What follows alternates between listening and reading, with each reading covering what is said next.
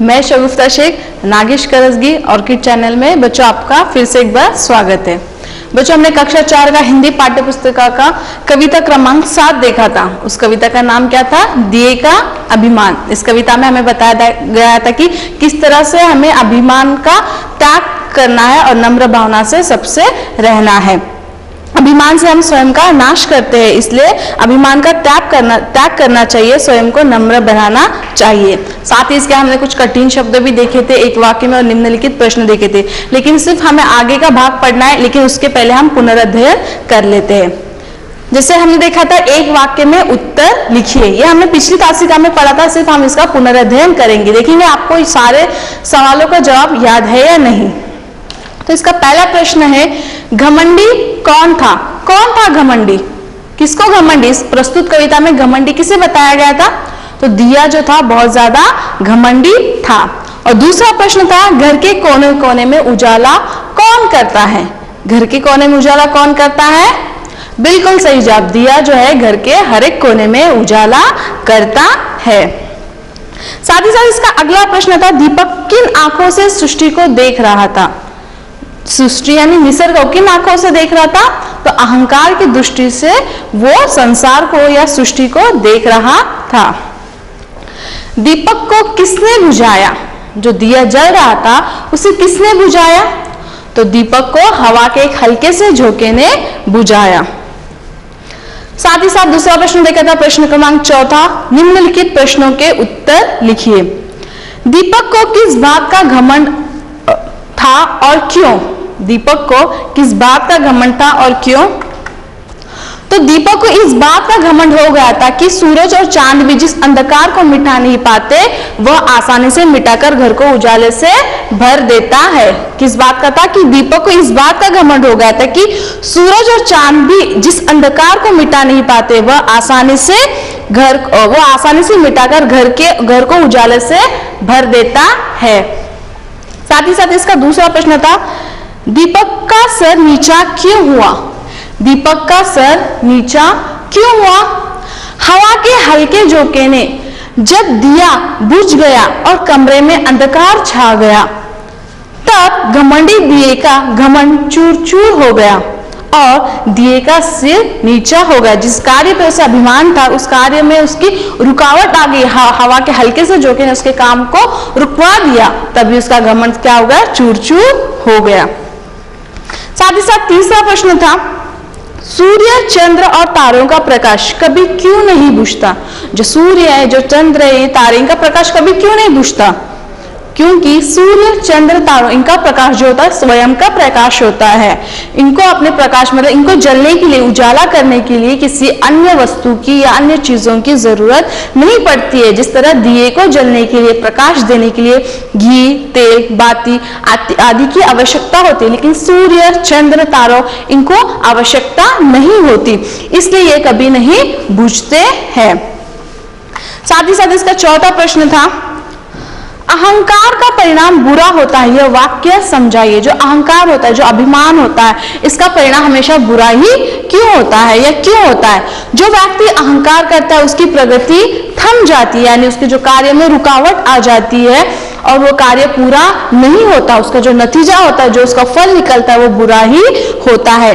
अभिमान या घमंड करने से कभी ना कभी घमंड चूर चूर ही हो जाता है, उसको शर्मिंदगी का सामना करना पड़ता है। इसलिए हमें कभी भी अहंकार नहीं करना चाहिए, अभिमान घमंड बिल्कुल भी नहीं करना चाहिए।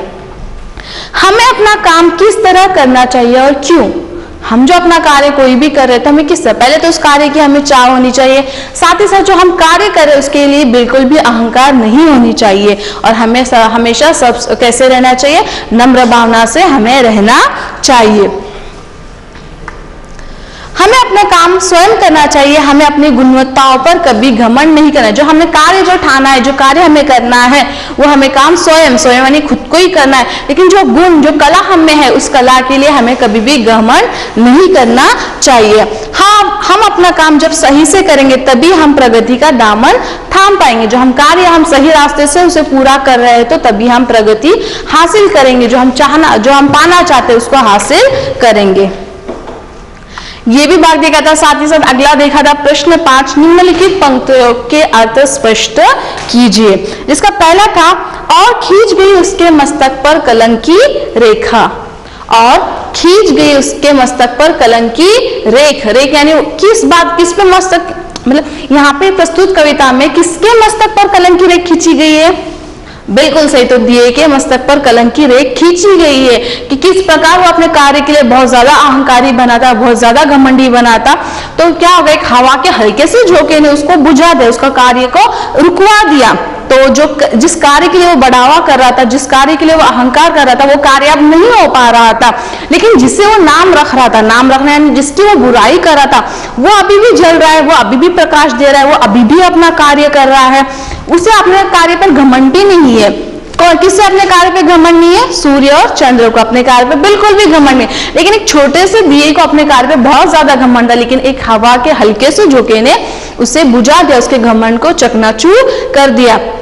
अगर हम अहंकार करेंगे तो उसका परिणाम दुष्परिणाम ही होता है। और जिस तरह से फिर जैसे यहाँ पे बताया कि उसके मस्तक पर कलंक की रेख खींची गई, यानी जो जैसे वो दिया बुझ गया, जो धुआं निकल रहा था, तो कवि उस धुएं को वो बता रहा है कि जिस तरह वो धुएं की रेख निकलती रहती है, तो वो रेख उसके नाम पे क्या हो गई? मस्तक पर कलंक की रेख। इस प्रस्तुत पंक्ति में उन्होंने यह हमें समझाया है। साथ ही साथ अगला प्रश्न था, अहंकार का सदा जगत में होता दुष्परिणाम। जगत यानी क्या? दुनिया। अहंकार यानी घमंडी करना, गर्व करना। जो अहंकार करेंगे, जब हम गर्व करेंगे, तो उसका हमेशा बुरा नतीजा ही होता है। जिस तरह से आपने प्रस्तुत कविता में देखा था कि दिए को किस प्रकार का घमंड था और एक हवा के हल्के से झोंके ने उसके घमंड को चकनाचूर कर दिया। तो इसी तरह हमें जीवन में भी किसी कार्य में हम घमंडी करेंगे या किसी कार्य में हम अहंकार करेंगे, तो आज ना कल आगे जाके उसका दुष्परिणाम ही हमें भुगतान करना पड़ेगा। इसलिए किसी भी कार्य में हमें अहंकार नहीं करना चाहिए। किसी हमारी सोच में दूसरों को कभी भी नीचा दिखाने की शक्ति नहीं होनी चाहिए, दूसरों को कभी भी नीचा नहीं दिखाना चाहिए। यही भाग हमने पढ़ा था। तो चलिए आज हम इस कविता का अगला भाग पढ़ेंगे, जिसे भाषा बोध कहेंगे, जिसमें यहाँ पे अगले भाग में हमें पर्यायवाची शब्द दिए गए, वचन दिया गया, कुछ व्याकरण का भाग दिया गया, घमंडी और परोपकारी में क्या अंतर होता है ये हमें बताया गया है। तो आप भी अपनी किताबों को लेना है, पन्ना नंबर 51, पन्ना नंबर 51 सभी ने अपने अपनी किताबें खोल ली है। जैसे दिए गए शब्दों के 3-3 पर्यायवाची शब्द छांटकर लिखिए। देखिए पन्ना नंबर 51 सभी की किताब में ये पेज है। दिए गए शब्दों के 3-3 पर्यायवाची शब्द छांटकर लिखिए। यहाँ पे आपको कुछ शब्द दिए गए, उस शब्द के जो जवाब है इसको कोष्टक में आपको दिए गए।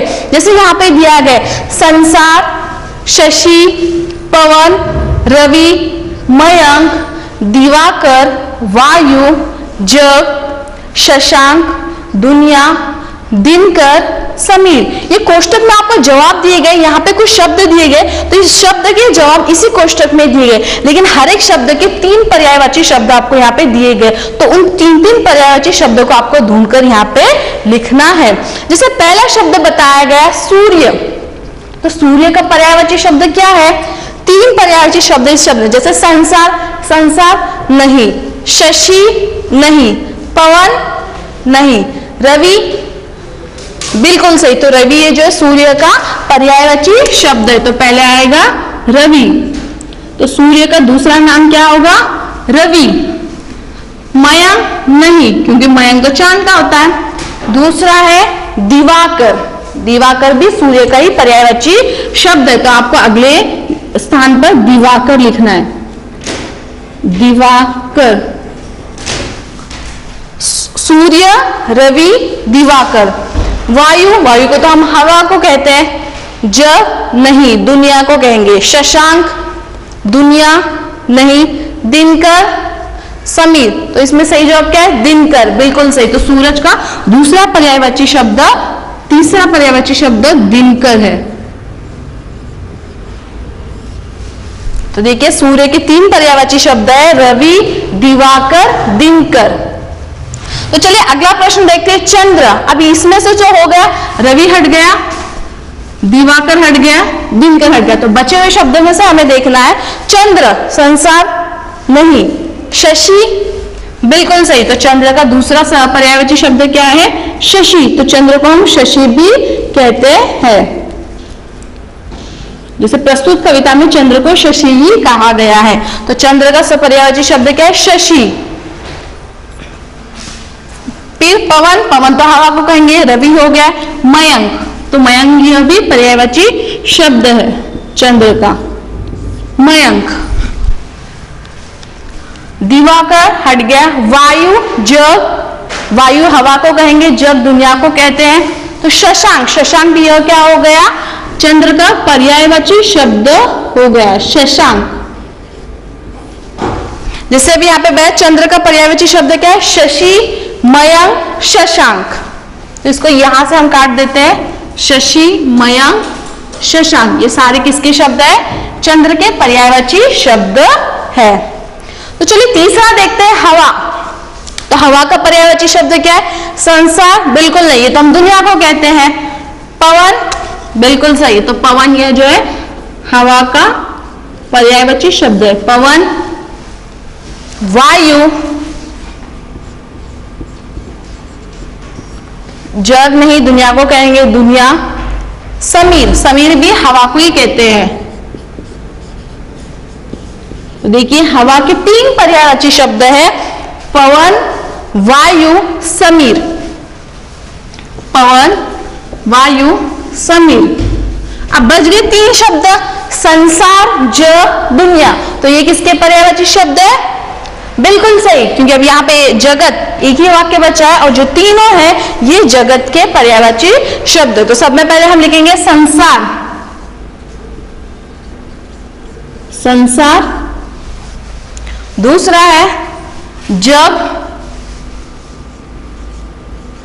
और तीसरा पर्यायवाची शब्द है दुनिया।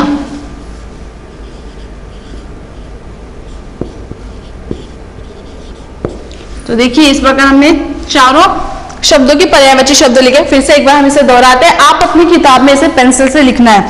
ये सूर्य का पर्यायवाची शब्द है रवि, दिवाकर, दिनकर। चंद्र का पर्यायवाची शब्द है शशि, मयंक, शशांक। हवा का पर्यायवाची शब्द है पवन, वायु, समीर। और जगत का पर्यायवाची शब्द है संसार, जग, दुनिया। ये सारे जो है इस शब्द के पर्यायवाची शब्द है, सभी ने अपनी किताबों में इसे लिखना है। तो चलिए इसका अगला भाग देखते हैं अभी हम लोग। प्रश्न क्रमांक 7, निम्नलिखित के विपरीतार्थक शब्द चुनकर लिखिए। जैसे मैं जब वहां पे बोर्ड पे लिख रही हूं तभी आपको अपनी किताब में भी लिखना है, इस तरह से आपका भी मेरे साथ ही पूरा कार्य हो जाएगा। तो चलिए अगला प्रश्न देखते हैं, निम्नलिखित विपरीतार्थक शब्द चुनकर लिखिए। यहाँ पे भी आपको कोष्टक में जवाब दिया गया है और नीचे कुछ शब्द दिए गए, उस शब्द के विपरीतार्थक शब्द आपको ढूंढकर लिखना है। जैसे पहला शब्द कोष्टक में दिया गया है बाहर, अनेक, ऊंचा, प्रकाश, रात, पाताल, भारी, बुझना। तो देखेंगे पहला शब्द क्या है? जलना। तो जलना का पर्यायवाची शब्द यहां से क्या आएगा? सॉरी, पर्यायवाची शब्द में विपरीतार्थक शब्द हम देख रहे हैं। तो जलना, जलना का अपोजिट क्या आएगा? उल्टा क्या आएगा विपरीतार्थक? बाहर, अनेक, ऊंचा, प्रकाश, रात, पातल, भारी, बुझना। बुझना यानी आग बुझ गई, जलना यानी आग जल रही है। तो जलना का विपरीतार्थक शब्द क्या है? बुझना।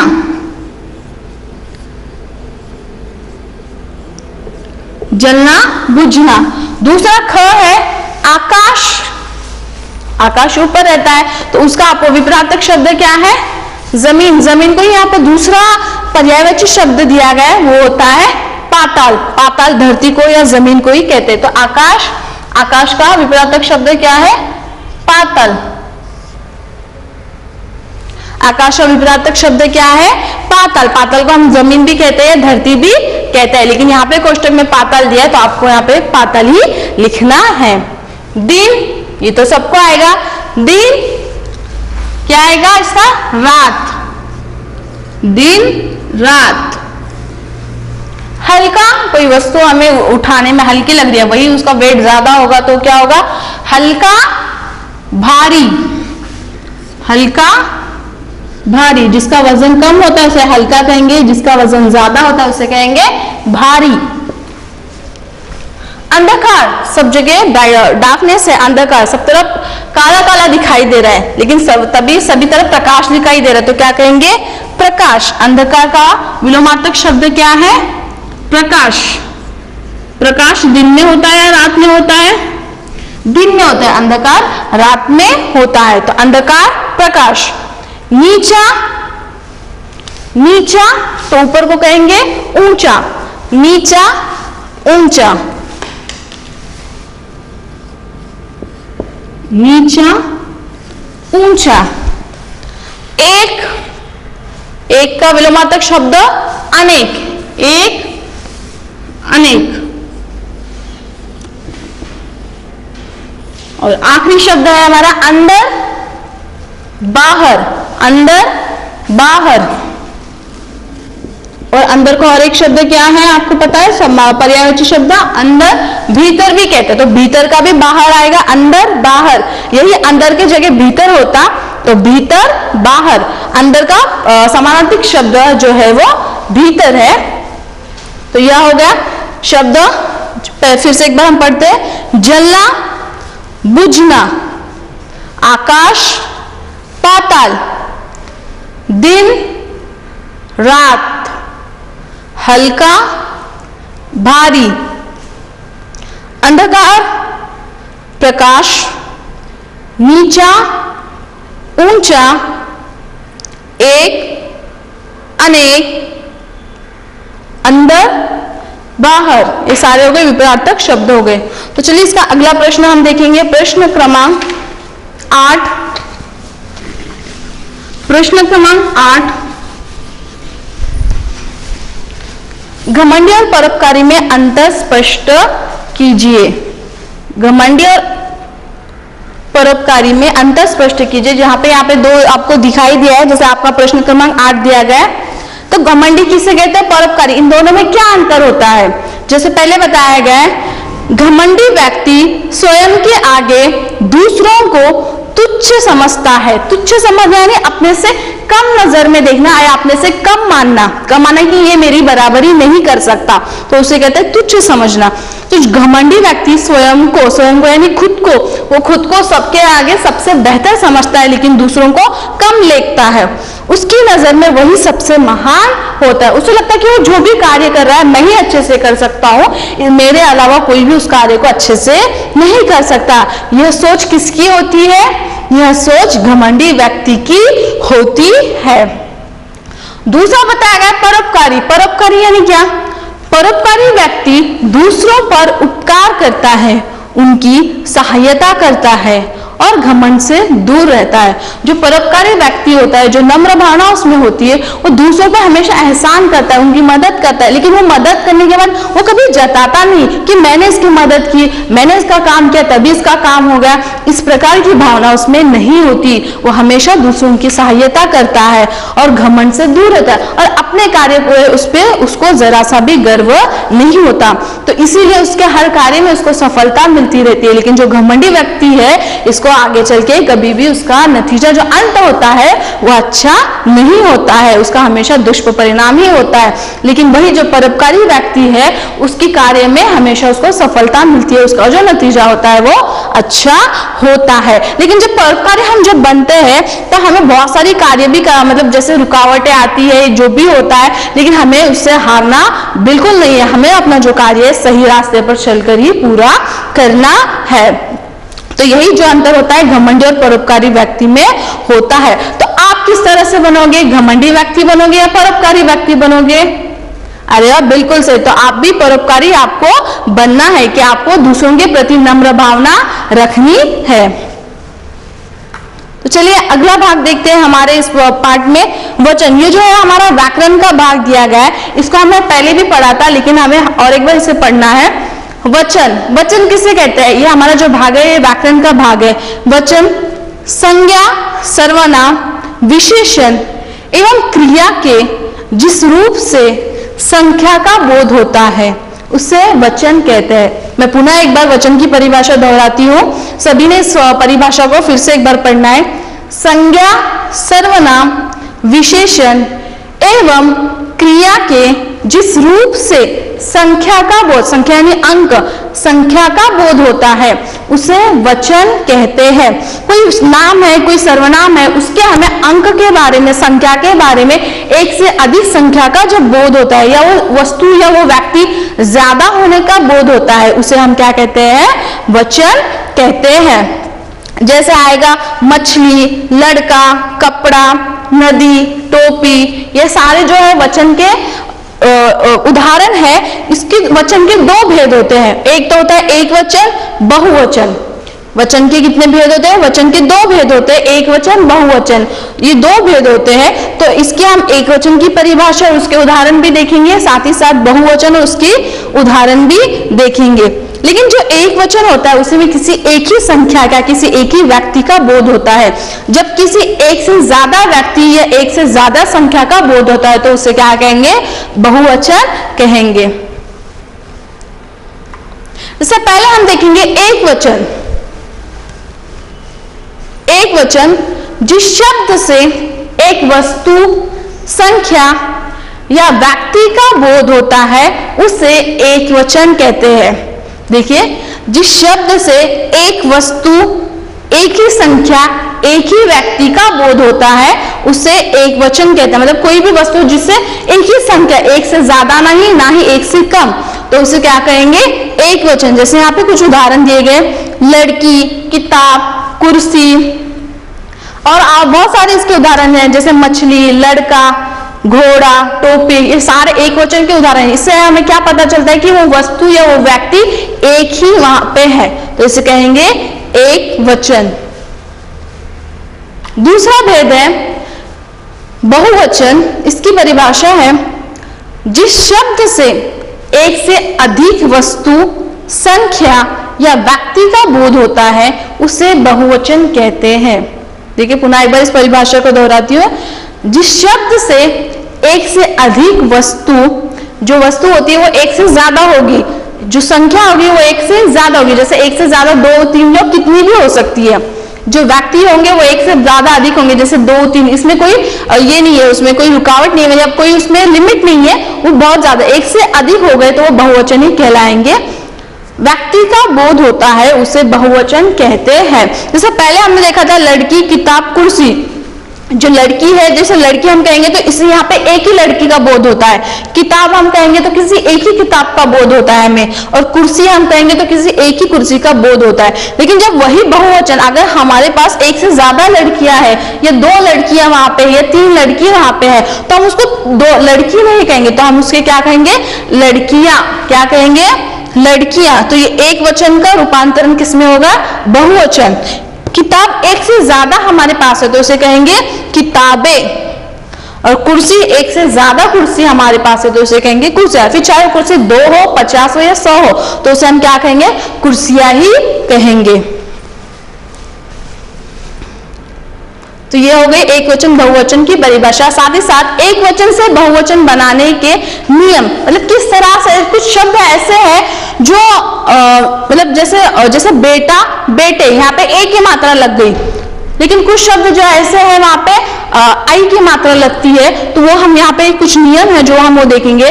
जब अकारांत पुल्लिंग शब्दों में आ की जगह पर ए लगा दिया जाता है तो उसके उदाहरण कैसे बनेंगे? जैसे यहाँ पे बताया गया बेटा, बेटा, तो बेटा का बहुवचन क्या है? बेटे। दूसरा कपड़ा, कपड़ा जो है एक वचन है तो वही एक से ज्यादा होगा तो वहां पे क्या आएगा? कपड़े। घोड़ा एक से अधिक होंगे तो घोड़े। कुत्ता एक से अधिक होंगे तो कुत्ते। तो ये हो गए जब जैसे बेटा आ की मात्रा का उच्चार होता है, तो आ की मात्रा को जब बेटे ए की मात्रा का उच्चार होता है, जब आ का ए में उच्चार होता है तो इस प्रकार होता है कि इस तरह रूपांतर होता है अकारांत पुल्लिंग शब्दों में। दूसरा है जब अकारांत स्त्रीलिंग शब्दों में अ की जगह पर ए लगाया जाता है, जैसे आंख, आंखें, बहन, बहने, झील, झीले, रात, रातें, बात, बातें। यहाँ पे देखिए आंख अ की मात्रा का उच्चार होता है, तो अ की ऐ की मात्रा पे रूपांतर हुआ है। जब अकारांत स्त्रीलिंग शब्दों में आ की जगह पर ऐ का उच्चार कर दिया जाता है, जैसे शाखा शाखाएं, लता लताएं, माता माताएं, भुजा भुजाएं, कला कलाएं। चौथा है जब स्त्रीलिंग शब्दों में या की जगह पर या लगा दिया जाए, गुड़िया गुड़िया, चिड़िया चिड़िया, बुढ़िया बुढ़िया, यहाँ पे अर्धचंद्र बिंदु का इस्तेमाल किया गया, रीति रीतियां, गैया गैया। जब इकारांत और इकारांत के स्त्रीलिंग शब्दों में या लगाकर ई को ई कर दिया जाता है, जैसे नदी नदी, ई पहली ई की मात्रा का उच्चार होता है तो हमें दूसरी ई का लगाना है वहां पे, नदी नदियां, चुटकी चुटकियां, कली कलियां, थाली थालियां, गति गतियां, रानी रानियां। जब उ उ, आ अ, ई और औ की जगह पर ऐ कर दिया जाता है और उ को उ में बदल दिया जाता है, जैसे माता माताएं, वधु वधुएं, धातु धातुएं,